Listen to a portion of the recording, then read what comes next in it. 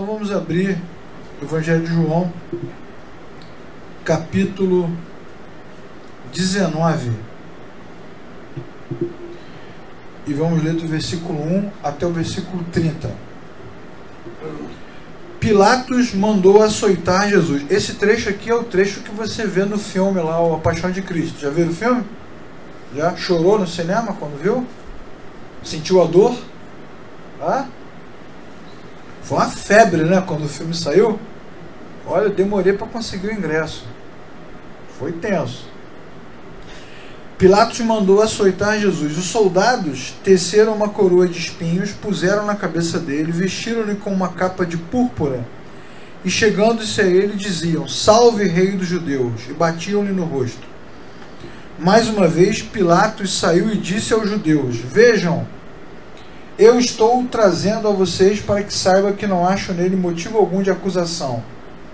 E quando Jesus veio para fora, usando a coroa de espinhos e a capa de púrpura, disse-lhes Pilatos: "Eis o homem." Ao vê-lo, os chefes dos sacerdotes e os guardas gritaram: "Crucifica-o! Crucifica-o!" Mas Pilatos respondeu: "Levem-no vocês e crucifiquem-no. Quanto a mim, não encontro base para acusá-lo." Os judeus insistiram: "Temos uma lei, de acordo com essa lei ele deve morrer, porque se declarou filho de Deus." E ao ouvir isso, Pilatos ficou ainda mais amedrontado. Voltou para dentro do palácio e perguntou a Jesus: "De onde você vem?" E Jesus não deu resposta. "Você se nega a falar comigo?" disse Pilatos. "Não sabe que eu tenho autoridade para libertá-lo e para crucificá-lo?" E Jesus respondeu: "Não terias nenhuma autoridade sobre mim se esta não te fosse dada de cima. Por isso aquele que me entregou a ti é culpado de um pecado maior." Daí em diante, Pilatos procurou libertar Jesus, mas os judeus gritavam: "Se deixares esse homem livre, não és amigo de César. Quem se diz rei opõe-se a César." Ao ouvir isso, Pilatos trouxe Jesus para fora, sentou-se na cadeira de juiz, no lugar conhecido como pavimento de pedra, que em aramaico é Gábata. Era o dia da preparação da Páscoa. Por volta do meio-dia, ele disse: "Eis o rei de vocês." Mas eles gritaram: "Mata, mata, crucifica-o." "Devo crucificar o rei de vocês?" perguntou Pilatos. "Não temos rei senão César", responderam os sacerdotes. Finalmente Pilatos o entregou a eles para ser crucificado. Então os soldados encarregaram-se de Jesus. Levando a sua própria cruz, ele saiu para o lugar chamado Caveira, que em aramaico é chamado de Gólgota. Ali o crucificaram, e com ele 2 outros, um de cada lado de Jesus. Pilatos mandou preparar uma placa e pregá-la na cruz com a seguinte inscrição: "Jesus Nazareno, Rei dos Judeus." Muitos dos judeus leram a placa, pois o lugar em que Jesus foi crucificado ficava próximo da cidade, e a placa estava escrita em aramaico, latim e grego. Os chefes dos sacerdotes dos judeus protestaram junto a Pilatos: "Não escrevas Rei dos Judeus, mas sim que esse homem se dizia Rei dos Judeus." E Pilatos respondeu: "O que escrevi, escrevi." Tendo crucificado Jesus, os soldados tomaram as roupas dele, dividiram em 4 partes, uma para cada um deles, restando a túnica. Esta, porém, era sem estar com ela. E isso aconteceu para que se cumprisse a escritura que diz: "Dividiram as minhas roupas entre si, tiraram sortes pelas minhas vestes." E foi o que os soldados fizeram. Perto da cruz estavam sua mãe, a irmã dela Maria, mulher de Clopas, e Maria Madalena. E quando Jesus viu sua mãe ali, e perto dela o discípulo a quem ele amava, disse à sua mãe: "Aí está o seu filho." E ao discípulo: "Aí está a sua mãe." Daquela hora em diante, o discípulo a levou para casa. Mais tarde, sabendo então que tudo estava concluído, para que a escritura se cumprisse, Jesus disse: "Tenho sede." Estava ali uma vasilha cheia de vinagre. Embeberam uma esponja nela, colocaram na ponta de um caniço de sopo e ergueram até os lábios de Jesus. E tendo provado, Jesus disse: "Está consumado." E com isso curvou a cabeça e entregou o Espírito. Só até aqui, irmãos. Deixa eu mostrar para vocês um quadro. Vocês sabem que de vez em quando eu trago aqui uns... Acho que eu vindo para cá melhora, né? Melhora assim? Onde eu estava tá bom? Tá bom? E sabem que de vez em quando eu trago uns quadros, né? Trago uns livros para vocês acompanharem. Esse quadro aí é de 1873. É um quadro famoso chamado The Shadow of Death, A Sombra da Morte. Ele foi feito por esse pintor, William Holman Hunt. E ele tenta mostrar nesse quadro, ele era de uma ordem conhecida como ordem pré-rafaelita.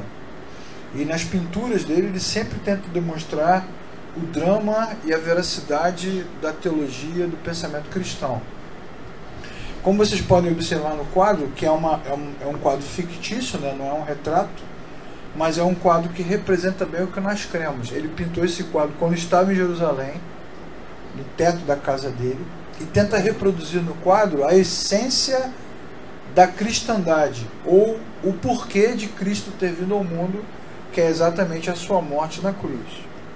Então aqui você tem a oficina, onde Jesus trabalhava na carpintaria, e de repente ele, no momento do seu trabalho, ele para de trabalhar, ergue os seus braços, num misto ali de sofrimento e êxtase, né? Ele ergue os seus braços, e é de tarde, o sol está batendo dentro da oficina, e aí se projeta contra a parede uma sombra, que quando cruza com a organização das ferramentas, a impressão que a gente tem é que ele está preso no madeiro, lá está crucificado. Inclinada ali embaixo dele está Maria.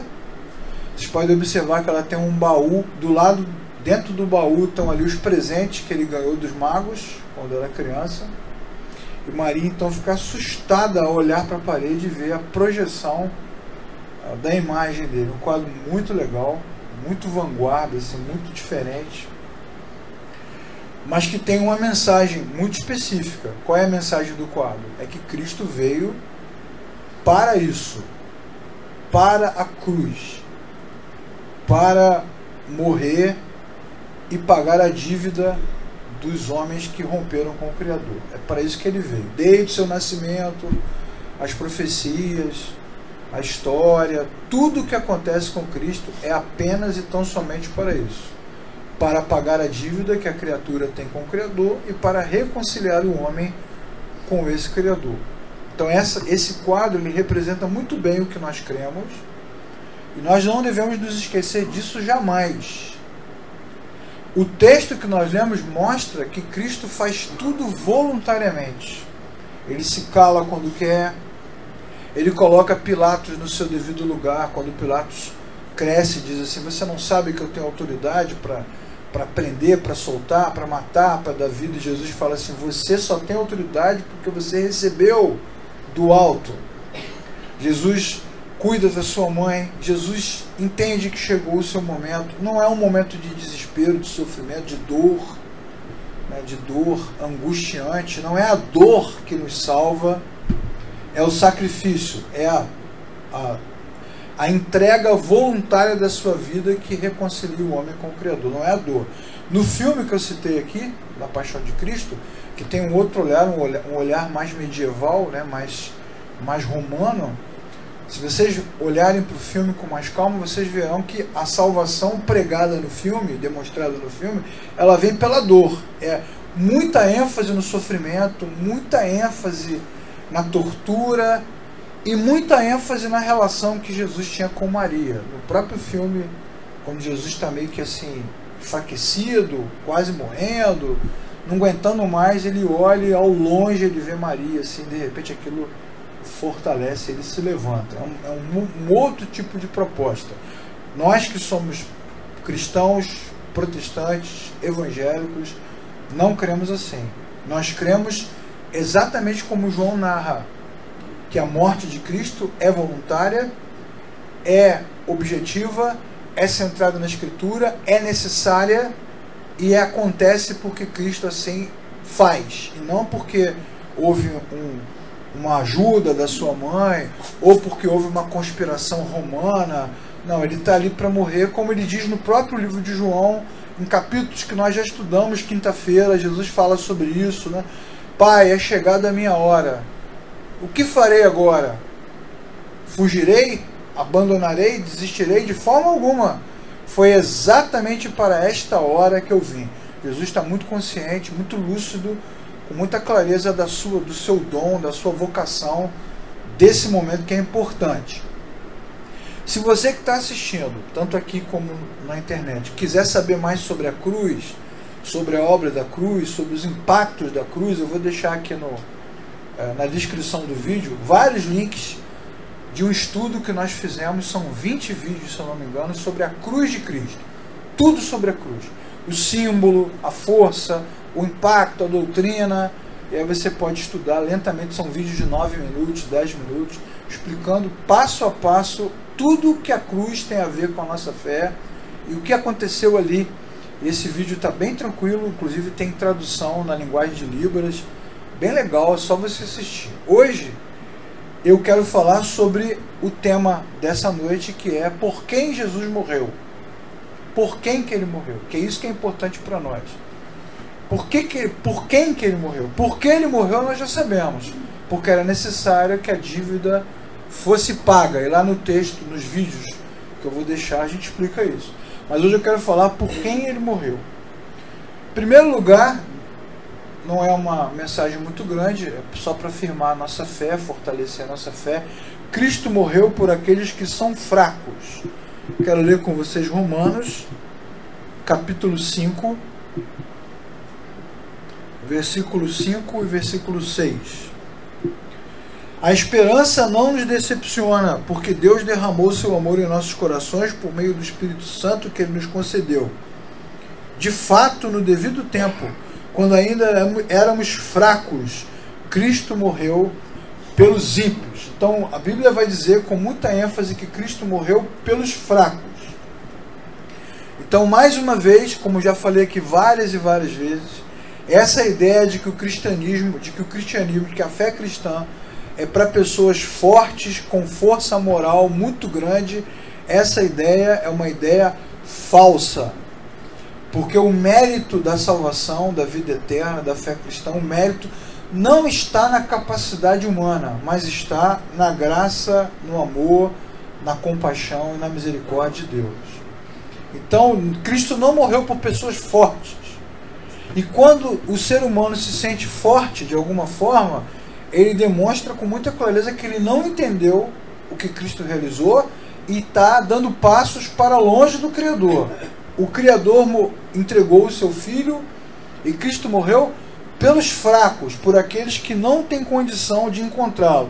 Cristo morreu por aqueles que não têm capacidade de alcançar a Deus por si próprios. Toda essa ideia religiosa de que pelo esforço, pela oração, pelo jejum, pela dedicação, pelo compromisso, pela santidade, que tudo isso quando a gente faz, a gente consegue se aproximar de Deus, esse discurso é falso.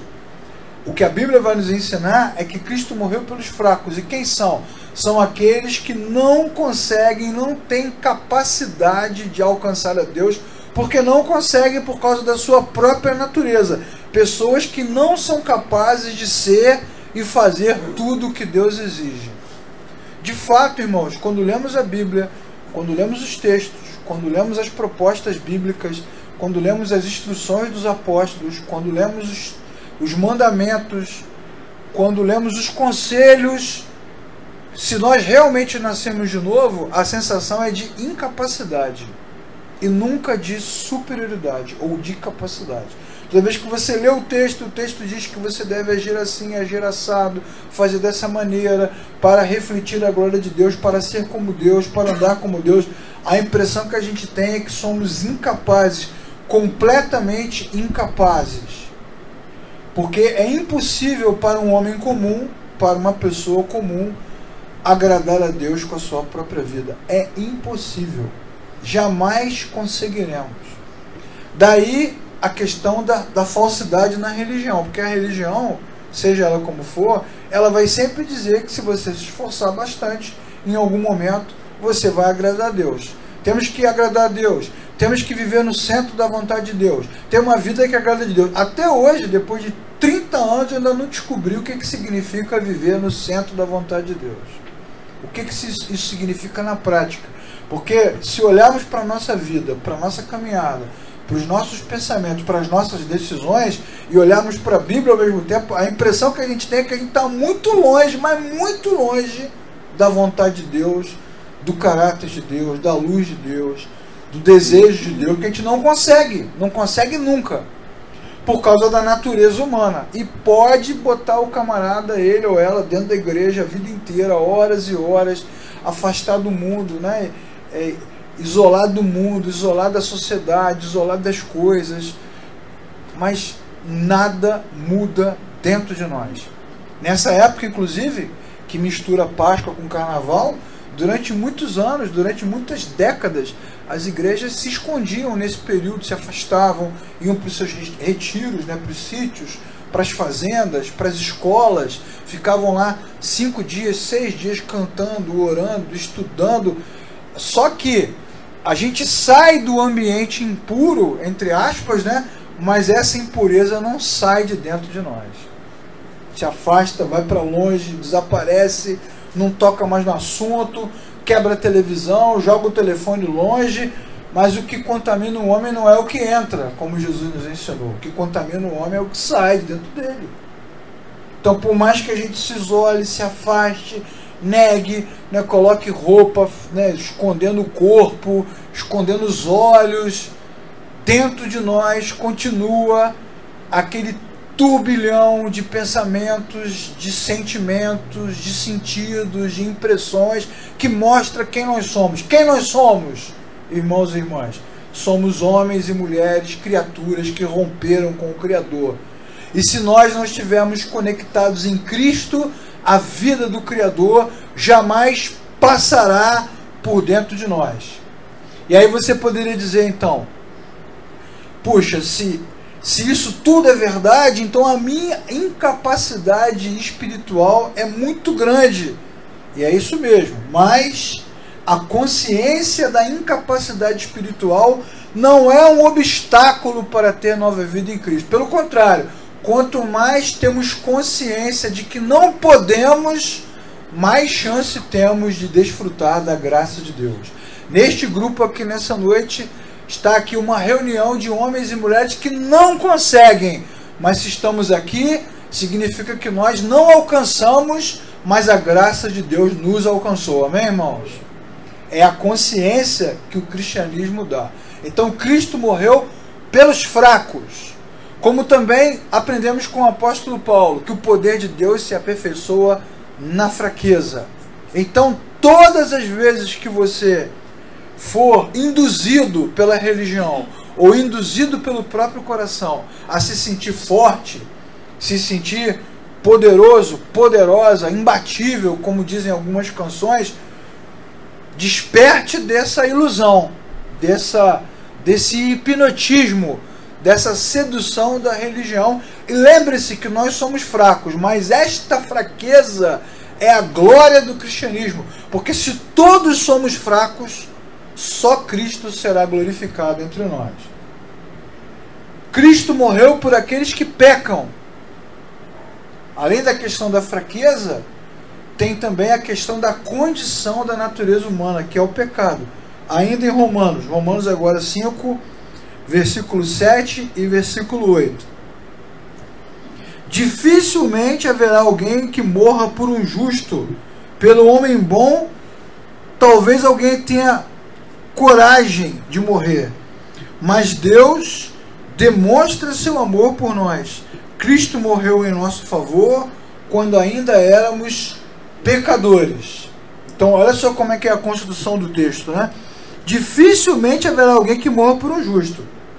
Dificilmente. Mas pode ser que até alguém tenha coragem de doar sua vida por alguém, por outra pessoa que seja boa. Mas Deus demonstra seu amor por nós. Olha só, hein? O amor de Deus, a certeza de que Deus nos ama, está no fato de que Ele nos amou quando nós ainda éramos pecadores, ou seja, quando ainda estávamos num estado de separação. E o pecado, como já falamos aqui em várias mensagens, em vários vídeos, e nos vídeos sobre a cruz a gente fala de novo, o pecado é um estado, não é o que a gente faz. Lembre-se das mensagens que falamos aqui sobre Davi e Batseba, Davi e o assassinato de Urias, Davi no Salmo 51, vejam esse vídeo, lembrem-se dessa mensagem e lembrem-se que no Salmo 51, em nenhum momento Davi pede para que Deus arranque dele esse desejo de trair, ou esse desejo de matar, ou esse desejo de fazer, porque não é o desejo que nos faz pecar, mas é o pecado, a essência do homem que desperta nele o desejo. É o contrário. Não é o desejo que nos afasta de Deus.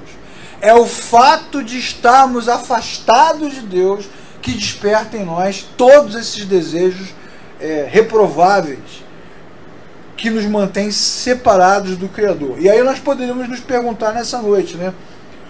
Quão frequentemente nós pecamos? Se eu fizesse essa pergunta aqui, não vou fazer, porque é um constrangimento, né? Se eu fizesse, você não ia responder. Se eu perguntar assim, quantas vezes você peca por dia, Deise? Ou só numa parte do dia? Só na parte da manhã, assim. Quantas vezes você peca?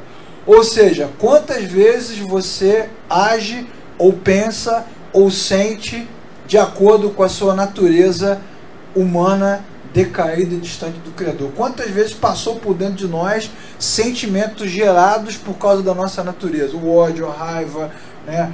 A cólera, a vontade de matar alguém, vontade de esganar alguém. Você já teve vontade de esganar alguém, Benassi?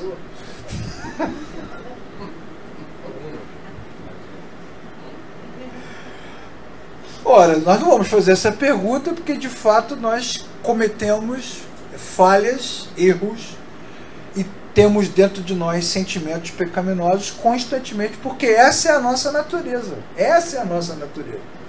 E o encontro com Cristo não mudou a nossa natureza, porque Cristo criou dentro de nós, o Espírito Santo entrou dentro de nós e nos deu uma nova natureza, e agora as duas naturezas estão ali em conflito. A antiga natureza, que somos nós, e a nova natureza que vem em Cristo através do Espírito de Deus.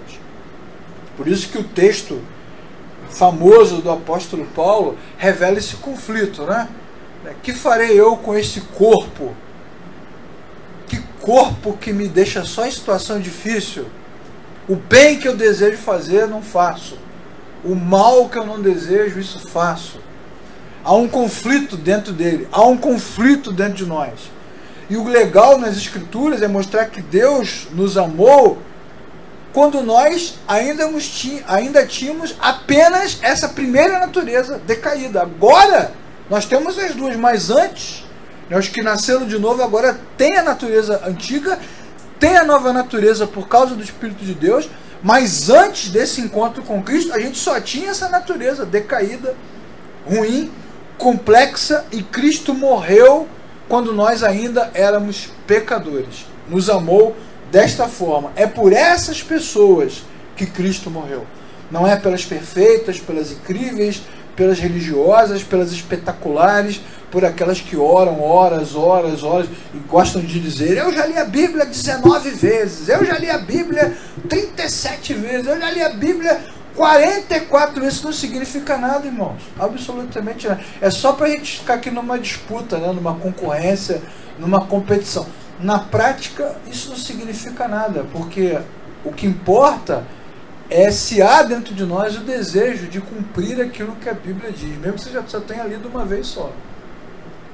Mas é por essas pessoas complicadas, falíveis, complexas, problemáticas que somos nós. Foi por essas pessoas que Cristo morreu. Pelos fracos e pelos pecadores. A religião fica tentando o tempo todo transformar os nossos encontros em encontros de pessoas perfeitas, né? De pessoas espiritualmente elevadas, de pessoas espiritualmente puras. Mas a Bíblia vai nos mostrar que Cristo morreu pelos fracos e pecadores. E é para esses que a graça oferece uma segunda chance. Se você está aqui hoje se perguntando se depois de tudo que aconteceu essa semana você ainda terá chance, eu digo que não, acabou, você já pode ir para o inferno, pode ir para casa. Brincadeira, claro que terá uma chance. Os irmãos olharam com o olho arregalado: meu Deus, eu vou me matar. Não precisa. A Bíblia vai dizer que Cristo morreu também pelos seus inimigos, que somos nós. Romanos capítulo 5, Versículo 10. Se quando éramos inimigos de Deus, fomos reconciliados com Ele mediante a morte do seu Filho, quanto mais agora, tendo sido reconciliados, seremos salvos por sua vida. Olha só que coisa incrível, né? Se antes, quando éramos fracos, pecadores e inimigos de Deus, Ele nos reconciliou, mesmo sendo inimigos, agora que nós nascemos de novo, agora mesmo é que nós estamos em comunhão com o Senhor. E não estamos em comunhão com o Senhor porque melhoramos, ou porque mudamos moralmente, ou porque fizemos coisas certas essa semana, ou porque você deu o dízimo e fechou as portas, impedindo que um gafanhoto gigante entre na sua casa. Nós estamos em comunhão com Deus porque Ele nos amou quando éramos fracos, quando éramos pecadores e quando éramos inimigos do Senhor. A reunião dos cristãos é uma reunião de pessoas fracas, pessoas pecadoras, pessoas que eram inimigas de Deus e que foram recebidas pelo Senhor de braços abertos por causa da sua imensa graça, por causa do seu imenso amor. Por isso que não existe entre nós a necessidade de agradar a Deus, como se o Deus dos cristãos fosse uma criatura, uma divindade pagã.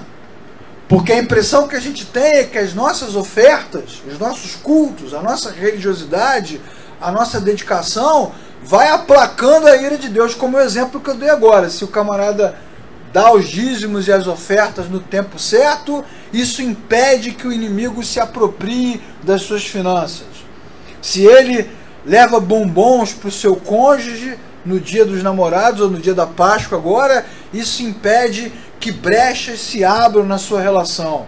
Se ele vem à igreja o tempo todo, isso blinda a sua cabeça, impede que o mal entre ali e confunda a sua mente. Parece que a gente tem que ficar o tempo todo levando a Deus alguma coisa, oferecendo a Deus alguma coisa para que Ele nos guarde, para que Ele nos proteja, para que Ele não deixe abrir brechas, para que Ele não deixe o dinheiro ser consumido, para que Ele não deixe que a doença se aproxime. E então a gente fica o tempo todo tapando buracos, fechando portas, lacrando muros, para impedir que o mal se aproxime, como se o nosso Deus fosse pagão, como se Ele morasse dentro de um vulcão, como se a gente tivesse o tempo todo ficar aplacando a ira dele. E aí muitos de nós aqui, por causa da dificuldade, das emoções, da semana, muitos, quando vem à igreja, vem com vergonha, vem com tristeza, às vezes canta na hora do louvor com cansaço, com desânimo, porque não se sente apto, porque não se sente aceito, ora com uma fraqueza, ora baixo, porque acha que Deus não vai ouvir, porque não é digno, porque não andou da maneira correta. Isso quando vem, porque às vezes nem vem mais à igreja porque acha que não adianta ir, porque Deus não recebe, porque não andou da forma correta, porque não fez o que tinha que fazer. Mas a Bíblia está nos dizendo que não, irmãos. Deus nos amou quando éramos fracos, Deus nos amou quando éramos pecadores, Deus nos amou quando éramos inimigos dele. Então não importa em que estado chegamos aqui hoje, na sua presença, se conhecemos a Cristo e se nascemos de novo, Ele está aqui entre nós, amém, irmãos? E a sua graça cobre a nossa vida com amor e profunda misericórdia. Foi para esses que Cristo veio. Este é um engano, essa é uma ilusão da religião, e nós quase sempre trocamos o que a Bíblia diz pela ilusão da religião. A Bíblia fala claramente, nós lemos os textos, eu não fiz nenhuma exegese, não citei nenhum texto original, não dei nenhuma explicação mirabolante, estou apenas lendo os textos dizendo que Deus nos amou quando éramos fracos, quando éramos pecadores, quando éramos inimigos. E mesmo assim, quantos de nós trocamos a verdade bíblica por aquilo que a gente acha, por aquilo que o pastor disse, por aquilo que a igreja ensina, por aquilo que as pessoas repetem, e aí ficamos nos condenando, nos julgando, nos submetendo a esse jugo. Mas ainda bem, irmãos, que o poder de Jesus quebra o jugo, quebra a corrente, quebra o grilhão, quebra seja lá o que for, qual o nome que você der, em Cristo nós estamos protegidos, porque esta liberdade Ele conseguiu para nós na cruz, amém, irmãos? Isso tem que estar firme na sua cabeça. E eu entendo e concordo que crer assim é um exercício diário. Todo dia você precisa olhar para a Escritura e olhar para você mesmo e dizer: eu sei o que eu estou sentindo, mas eu prefiro, apesar do meu sentimento, me apropriar agora daquilo que a Bíblia está dizendo. Porque o sentimento é esse, é de incapacidade, é de inaptidão, é de impossibilidade, é de reprovação, mas a Bíblia está dizendo que não, que Deus nos amou quando ainda éramos pecadores, inimigos e distantes do Senhor. E foi exatamente esta distância, esta separação, que motivou a cruz. O que a religião faz e que a mente humana faz é inverter o processo. Ou seja, é o tempo todo o discurso de que Cristo me abençoa se eu merecer. Mas bota uma coisa na sua cabeça, meu irmão, minha irmã: você não merece. Você não merece. Tudo que você tem e recebeu porque Deus quis te dar. Por graça, de graça, em graça, com graça. Nós não merecemos. E é por isso que entre nós Cristo sempre será glorificado. Nós não merecemos. Não merecemos. Recebemos isso porque Deus nos ama. Deus amou o mundo de tal maneira que deu seu Filho unigênito para que todo aquele que nele crê não pereça, mas tenha vida eterna. Deus nos amou como somos. Nos amou quando ainda tínhamos inimizade com o Criador. Éramos inimigos de Deus. Não porque entendemos isso, mas porque a Bíblia afirma. Não é porque a gente tem essa clareza: nossa, agora eu sei o que isso significa. Na prática a gente nem sabe o que realmente significa ser inimigo de Deus. Mas a Bíblia fala isso com muita clareza. Nós éramos inimigos. A criatura se rebelou contra o Criador. E Deus nos ama. E hoje, olhando para a nossa vida, para o retrato da nossa vida, olhando para trás, para a nossa história, para o nosso caminho, pelas trilhas que nós andamos, as decisões que nós tomamos, os erros que nós cometemos, irmãos, nós não merecemos. Mas não merecemos nada.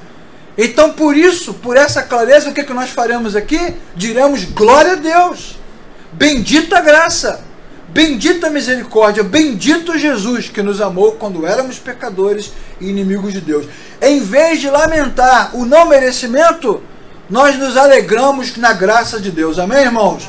Em vez de ficar aqui lamentando a nossa trajetória, a nossa jornada, nós vamos aqui agradecer a cada encontro essa bênção que é a graça que nos aproxima do Criador. Isso vai te dar leveza para lidar com o passado e vai te dar também leveza para lidar com o futuro, porque é impossível não errar, não falhar, não tropeçar. E é impossível não passar por adversidades. Só se nós fôssemos ingênuos para achar que pelo fato de estarmos na religião, na cristandade, daqui para frente, tudo vai ser diferente, como diz a canção. Como diz aquele hino que a gente canta na igreja, né? Hoje é um novo dia, um novo tempo. Não sei se é da harpa, do cantor, eu sempre tenho dúvida. A gente fica se iludindo, né? Fica alimentando. Por isso que os cultos de fim de ano são tão ruins nesse aspecto, porque a gente vai para essas reuniões realmente alimentando a esperança que na última badalada do relógio, no momento em que todos nós estivermos de pé ou de joelhos, levantando as nossas mãos, que a magia de um novo tempo se tornará real. E a porta da bênção, da prosperidade, da cura, da restauração vai se abrir e tudo vai mudar. Mas na verdade o que a Bíblia está nos dizendo é que se tudo mudar, vai ser ótimo. E se nada mudar, Deus continua nos amando mesmo assim, irmãos. E isso vai nos dar leveza para seguir em frente, para lidar com as nossas vitórias e também para lidar com as nossas perdas e com as nossas crises, porque elas virão. Nas relações, no trabalho, na saúde, as crises virão. E pelo fato de errarmos ou lidarmos com o erro, muitas vezes isso traz medo ao nosso coração. Então a gente pensa assim: desagradamos ao Senhor, porque erramos, falhamos, mentimos, tropeçamos, ou aquela palavra pesada da igreja, né? Caímos. Isso desagrada ao Senhor, agora ele nos abandonou. Não, irmãos, o que a Bíblia está dizendo é que Cristo veio, e pelo fato de Cristo ter vindo e ter entrado em nosso coração, Deus jamais nos abandonará. Amém, irmãos? Deus jamais nos abandonará. Você crendo ou não crendo, sentindo ou não sentindo, gostando ou não gostando, Deus jamais nos abandonará. Foi por isso que Cristo morreu, para que Deus estivesse para sempre ao nosso lado, junto de nós. Estamos reconciliados do Senhor, e isso não vai mudar mais. Então, se você está assistindo o vídeo, ou está aqui presente e nasceu de novo, se você teve um encontro com Cristo, você pode realmente hoje dizer glória a Deus, porque eu tenho a certeza que Deus nunca mais me abandonará, Ele não me desamparará. Foi para mim, foi por causa de gente como eu, que Cristo veio, para reconectar esta criatura caída, problemática, falível, com o Criador. Para a gente terminar, vamos ler dois textos que são importantes. O primeiro deles é Marcos, Evangelho de Marcos, capítulo 2, versículos 16 e versículo 17. Texto bem simples e bem direto. O Evangelho de Marcos, capítulo 2, versículo 16 e 17. Quando os doutores da lei, fariseus, viram Jesus comendo com pecadores e publicanos, que somos nós. Você vê que o publicano é um negócio tão ruim que não está na categoria pecadores, né? Tem pecadores e publicano. Detalhe do texto só para dar uma destacada, né? E quando viram Jesus comendo com essas pessoas, tendo uma relação de amizade com elas, de aproximação, eles disseram: por que ele come com esses? Por quê? Porque Jesus era visto por muitos como um mestre, como um rabino, né? Como alguém santo, puro, homem de Deus, profeta, como você quiser chamar. Então, isso é impossível, eles disseram. É impossível que um ser humano desse, né, conviva com essas pessoas. E é assim que a gente ouve nas igrejas também, não é? Você que ouviu, eu venho como estou, não pode, meu irmão, venho como estou, mas tem que mudar, não é assim? O discurso é o tempo todo de questionamento, de confronto moral, né, de confronto do comportamento. E as pessoas ficam o tempo todo nos vigiando umas aos outros. A Bíblia diz: amai-vos uns aos outros, suportai-vos uns aos outros, orai uns pelos outros. Mas não diz vigiai a vida uns dos outros. Isso não tem. Mas parece que todo mundo fica vigiando a vida um do outro para apontar: você fez isso, fez aquilo, deixou de fazer. E eles disseram: por que ele come? Então Jesus respondeu com uma boa ironia, ele disse: não são os que têm saúde que precisam de médico, mas os doentes. Eu não vim para chamar os justos, mas eu vim para chamar os pecadores. Amém, irmãos? Amém. Somos nós. Vejam que Jesus é irônico, né? Uma dose de ironia, né? Uma dose de sarcasmo aí, e uma palavra bem objetiva. Vocês são ótimos, né? Vocês são incríveis, vocês não precisam de cura. Eu vim para os que precisam. É para esses que eu vim. Então ele fala com muita clareza. Foi por esses que ele morreu. Somos nós, irmãos. Nós estamos nessa mesa aqui, sentados com Jesus. E ele se aproximou de nós mesmo sem merecermos. Por fim, vamos ler um outro texto para a gente terminar. Evangelho de Lucas, capítulo 23. Lucas 23, do versículo 33 em diante. Da mesma cena que nós lemos no início da mensagem hoje. Quando chegaram ao lugar chamado Caveira, Gólgota, o crucificaram com criminosos, um à sua direita e outro à sua esquerda. Jesus disse: Pai, perdoa-lhes, pois não sabem o que estão fazendo. Então eles dividiram as roupas dele, tirando sorte. O povo ficou observando, e as autoridades o ridicularizavam. Salvou os outros, diziam: salve-se a si mesmo, se é o Cristo, o escolhido. Os soldados, aproximando-se, também zombavam dele, oferecendo vinagre. E diziam: se você é o rei dos judeus, salve-se a si mesmo. Havia uma inscrição acima dele que dizia: este é o rei dos judeus. Interessante esse texto em comparação com o texto de João. O texto de João tem uma outra pegada, tem um outro olhar, o olhar de Pilatos, o olhar dos religiosos, o ódio dos religiosos e o medo de Pilatos, que não sabia com o que estava lidando E Jesus muito tranquilo. Agora, no Evangelho de Lucas, você vê a revolta do povo, os soldados, os religiosos, as pessoas gritando com raiva. Por quê, irmãos? Por causa do pecado. Por causa da separação. Essas criaturas que gritam, que pedem para que ele morra, para que ele seja crucificado, elas não sabem o que fazem. É o que Jesus diz. Eles não sabem o que fazem. O ser humano separado de Deus não sabe o que faz. Ele está longe, a sua mente está em trevas. Então eles têm ódio, rancor, raiva. Eles querem que Jesus morra. E um dos criminosos que estava ali pendurado do lado dele disse no versículo 39: você não é o Cristo? Salve-se a si mesmo e salve a gente também, ele disse, com deboche, com raiva, com rancor, com ironia, com agressividade. Mas o outro criminoso respondeu, o que é uma cena lastimável, né? 3 homens cravados na cruz, expostos publicamente, 3 condenados, Jesus no estado já deplorável, caminhando para a morte. Um deles que está morrendo igual a ele, está zoando ele. Como? Se está morrendo igual a ele no mesmo lugar.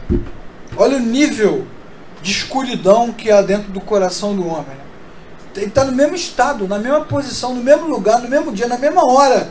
E está ali zoando, debochando, esculachando, agredindo ele. Mas um dos dois repreendeu o criminoso e disse, versículo 40, você não teme a Deus, nem estando sob a mesma sentença, que é o que a gente está falando agora. Nós estamos aqui sendo punidos com justiça, porque estamos recebendo o que os nossos atos merecem, mas esse homem não cometeu nenhum mal. Então ele disse a Jesus, Jesus, lembra-te de mim quando entrares no teu reino. Irmãos, esse homem aqui, ele nos representa.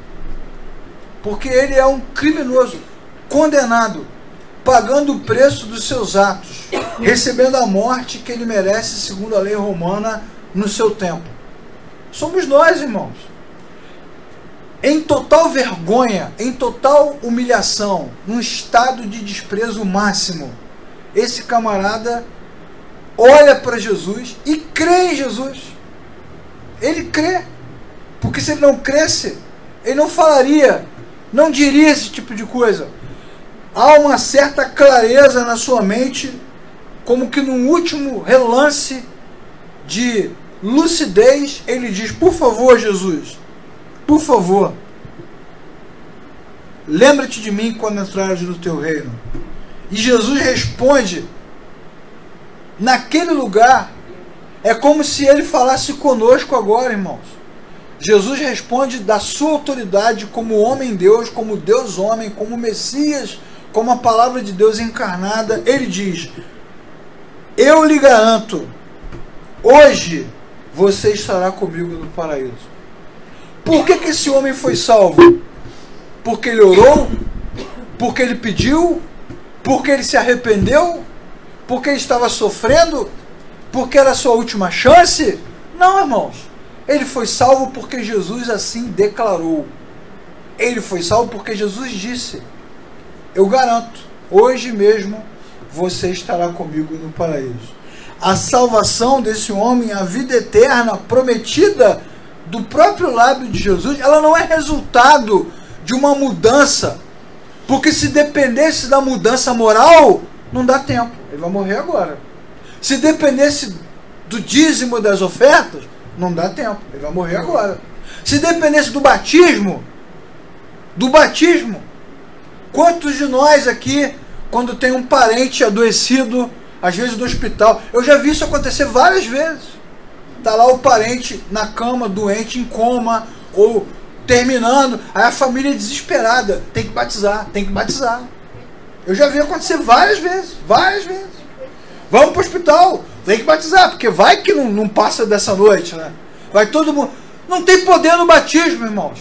Que poder que tem? Não, porque vai que ele passa dessa para melhor, chega no rio, que tem um rio, tem um barco, né? Tem um cara, vai olhar para ele, pega o livro, né? Pega a agenda, seu nome. Marvel. Você não batizou, cara. Ó, desculpa, mas não vai passar não. É isso, irmão. Vejam como isso é uma mistura de paganismo com mitologia, ficção e delírio da nossa cabeça. E os parentes desesperados. Tem que batizar. Já cansei de ver cama de hospital, o pessoal passando pano, né, para fazer o batismo. E quando você também diz, né, fala para você mesmo, não, no último segundo, no último minuto lá, aceita, mamãe, aceita Jesus. Aceitou. Não é assim? Aceitou, tem certeza que aceitou.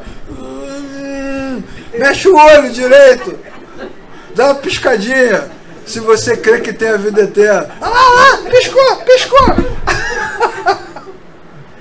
Isso é religião, irmãos, que no final a gente só quer ter paz. Vai para casa depois do sepultamento, vai para casa. Não, mas no último segundo eu estava lá no hospital, na UTI, mexeu a sobrancelha, eu vi que a sobrancelha dobrou assim, foi um sim. Olha, irmãos, se dependesse de nós estávamos perdidos, irmãos. Ainda bem que, conscientes ou inconscientes, Jesus nos salvou. Não porque nós merecemos, ou porque pedimos, ou porque deu tempo, mas porque Ele desejou nos salvar. É assim que Ele fez com o ladrão na cruz, é assim que Ele faz com os nossos corações.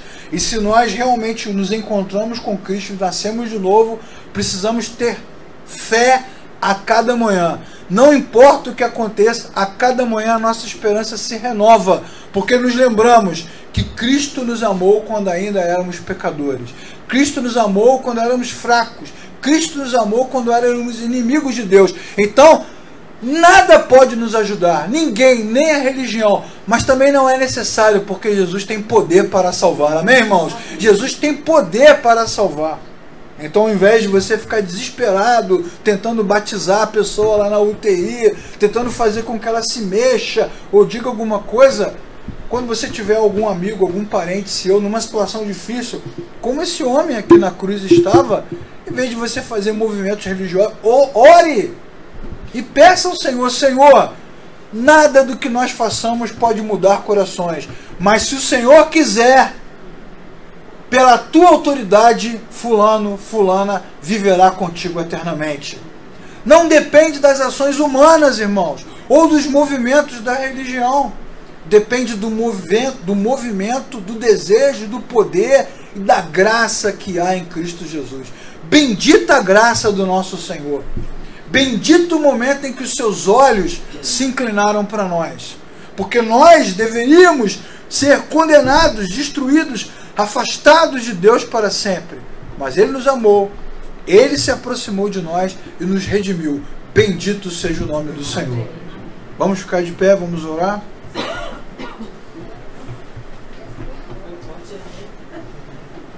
Você já foi lá na UTI, né? Vi várias pessoas aqui se escondendo nesse momento, baixando a cabeça. Eu fui lá. Responde, mamãe.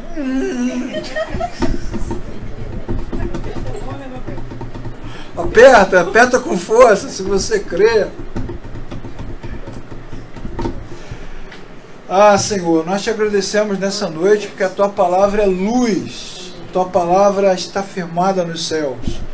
A Tua palavra é infalível, inerrante, absoluta.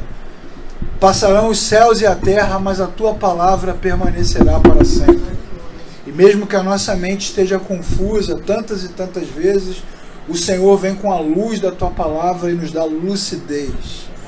Nós queremos, na Tua presença, Senhor, reconhecer e Te pedir perdão por isso, por tantas e tantas vezes que trocamos a Tua palavra pelas crendices, pela tradição, pela religiosidade, pelas nossas ideias, pelos nossos pensamentos, pelos nossos achismos. Quantas e quantas vezes trocamos a clareza da Tua palavra, que é como água cristalina, por aquilo que nós achamos e pensamos. Então, Senhor, nessa noite, reconhecemos isso, eu e meus irmãos, diante da Tua presença, e Te pedimos, Espírito de Deus, faça o nosso coração arder com a Tua palavra, para que nos lembremos quem somos e a bendita obra que o Senhor realizou na nossa vida. Ainda bem que não dependemos do nosso próprio mérito, ainda bem que não dependemos da nossa própria força, ainda bem que não dependemos da nossa vida, da nossa trajetória, ainda bem que não dependemos das nossas ofertas, E ainda bem que só dependemos da Tua graça, Senhor. Amém.